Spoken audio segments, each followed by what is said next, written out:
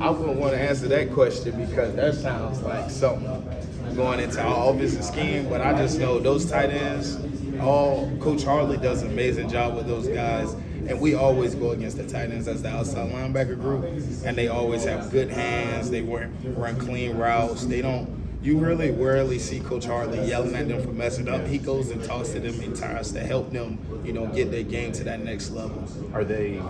Do they play off each other? They just the Brock, Eric, Darnell, I know Oscar's in there, but are they different enough to complement each other that Well, I say it like this, you got three different type of guys. You got the big bruiser, Darnell coming through, Big O, he gonna move any man. I don't care what you say. And then you got Brock Bowers, he'll run past any man. And then you got Reek, that's a combination of a little bit of both. So I say that, lining up against those guys every day, I don't think I'll face better tight ends in the world. And I think I'm prepared for anything I can see. Are there any linebackers that are quick enough to keep up with them? Or are there any defensive backs that are big enough to keep? It seems like guys like this are a mismatch. Yeah, it's usually, those hybrid wide receiver tight end guys. They've been giving mismatches problems in the NFL, even now.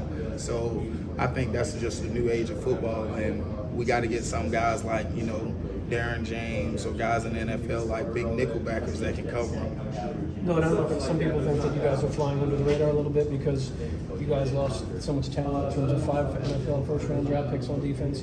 What's the talent level on this defense now? How many first-rounders do you think are playing on Georgia's defense? I wouldn't say, but under Coach Smart, he only develops players each and every year to get better and play in their role and get more comfortable. And he builds confidence in us through practice. So we practice, the hardest practice you'll ever go through is at Georgia. And I believe that. I've been here for 4 years, and it just prepares us for the next stage, the next level. And I just think, you never can call, and I believe in superstition, so I don't want to say anything. What impressions do you have of the summer enrollees, the true freshmen that I got on campus, I think at the end of May? Man, they came in ready to work. They understood that, it's a standard here, and that guys are going to lead the way, and all you have to do is just follow in line, and you'll be okay. Has anyone in particular stood out to you from that group? Man, Jaden Walker, Marvin Jones. Marvin, I watch him. He's in my position group, and I'm the most excited to see him just because when he came in, he's a great pass rusher, good arms, great limb, and he just works hard. He's not one of those guys with the big head. He's just here to work, and I can work with any man like that. You mentioned being a leader. Is that something you like? I wouldn't say I like being a leader. It's just a certain, your mom taught you right and wrong, and I just want to do things the right way. So, what does it mean this year? Obviously, you have so much to replace on the defensive side of the ball. What is the right way to replace Georgia on defense this year? Just 11 hats to the ball, us flying around having fun. It's not about stats. It's not about trying to break records. It's just 11 hats flying around playing for each other, like through connection. That's what y'all saw on TV, like people say they're really connected. We wasn't trying to break stats or be competitive with rankings. We was playing, actually having fun, just playing football. Do you think that connection is as strong this year as it was last year, or is it you still sort of building? I think the way that we building it right now, like during conditioning and summer workouts, when you get to see those freshmen really like, oh my God, he said, how many more sprints? You get to build that connection and tell them, come on, you good, like we got this. So to help them push forward and keep going, it's always amazing. It's your fourth year in the program. What are you sort of expecting and adjusting to the grind day in, day out? How do you better feel prepared for that this year? I feel like I'm going to demand more from myself, just simple. I'm going to demand more of myself from the treatment standpoint, the nutrition standpoint, and just being able to get, guys say they get in a routine and make it. I'm going to try to just make my routine more NFL-like. I heard you went to the same fishing place that Marvin Jones did. Are you a big fisherman? Yeah, I love fishing. I take Marvin fishing. Me and him went fishing about 3 times. We took some guys. Chris, he's supposed to be a guy from Atlanta. He doesn't know how to fish. But Mark can fish really well. That boy can pull anything out of the pond. Is that cool that somebody locally kind of hooked you guys up and said, hey, come over here? Yeah, we love. I think that's like one of the biggest things that if you come to Georgia, you'll be taken care of by the people in Georgia, not from you from Florida. It's because you're, helping the university. What's this offseason been like looking around, not seeing a lot of the guys that were, playing beside you last year? It's a little different. Of course, it takes some getting used to, but Coach Smart challenged me to remember that those guys once was sitting here, once were with you, and you got somewhere else to go. I was gonna say, does that feel like added pressure for you to be one of those guys, to be a leader? No, it didn't add pressure from the fact is that Coach Smart believed in me, and he offered me the first at the University of Georgia. So anyway, I could represent this university to the full effect, I will try. What, Nolan, obviously you're going to be, you are a leader of this defense. You were a leader last year. So obviously that's going to be the case again this year. Just tell me a little bit about the rebuild. If you read those preseason magazines, there's a total rebuild on defense. They're going to take a step back on defense. How do you answer that? How do you feel that?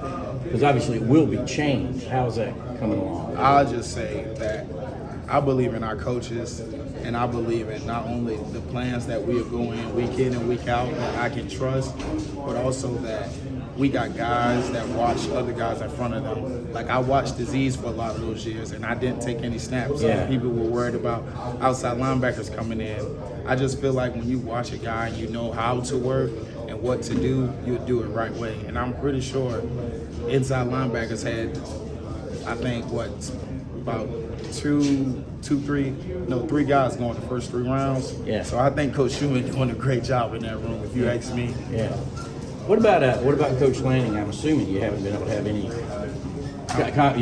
communication. You tell me since he's been there, and obviously that's your opener. That's the guy. It's going to be weird, isn't it? Man, I mean, it's going to be a little weird. I was with him for 3 years, and that I just wish him nothing but the best. And I know Oregon has took some losses, and I'm sorry for their losses and everything like that, but that's something hard to deal with your first couple, not even year, but one as coach.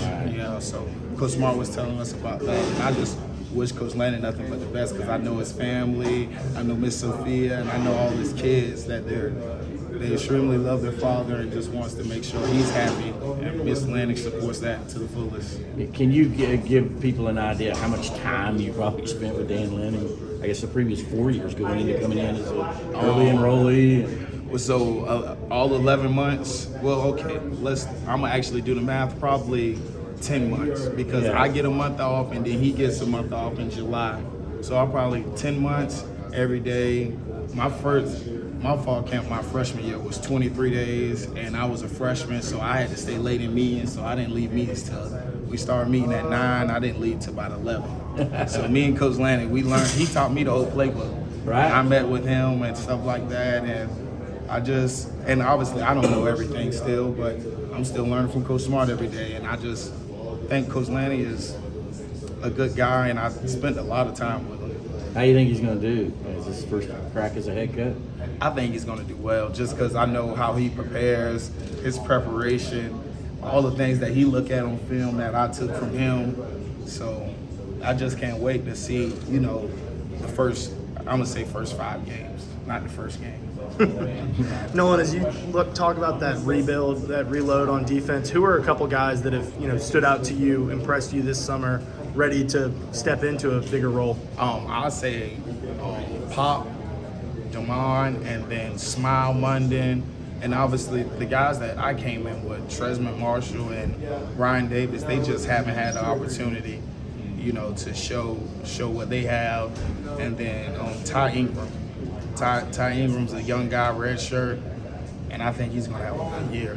What's Pop like on the field in terms of a leader? Because obviously he's going to be stepping into that role that Nakobe was, and we all saw how much of a leader Nakobe was for you all on defense. I told him that it took time because me and Nakobe all started on Dime Rapids together, and we weren't talking. We was just out there trying to play.